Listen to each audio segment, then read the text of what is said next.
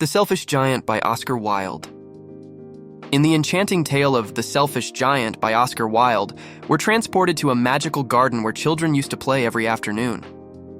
This garden, adorned with soft green grass and 12 peach trees, was a haven of joy and beauty.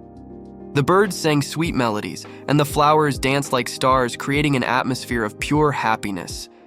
However, this paradise was abruptly disrupted when the giant returned after 7 years. His selfishness knew no bounds as he drove the children away, declaring the garden as his and his alone.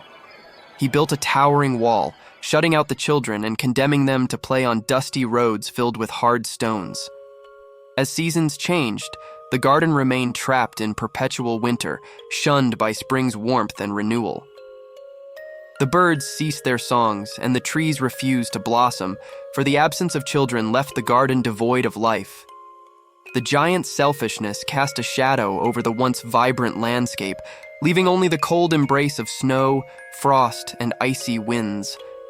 Yet, amidst the desolation, a glimmer of hope emerged when the giant heard the faint strains of music and discovered children had sneaked into the garden through a small hole in the wall. Their presence breathed life back into the garden, causing the trees to bloom and the birds to sing once more.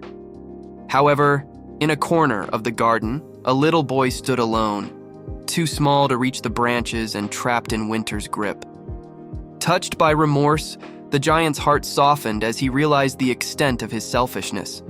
Determined to right his wrongs, he tore down the wall and welcomed the children back into the garden, pledging it as their eternal playground. His act of kindness broke the curse of winter, ushering in spring and renewal. But amidst the joyous reunion, one child remained absent, the one the giant had lifted into the tree to see its blossoms. In a poignant twist, the child returned years later, bearing wounds of love on his hands and feet. Through this encounter, the giant learned the true meaning of compassion and sacrifice.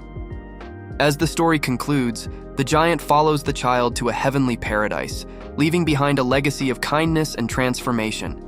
The children, once fearful, now mourn his passing, honoring his memory under the blossoming tree.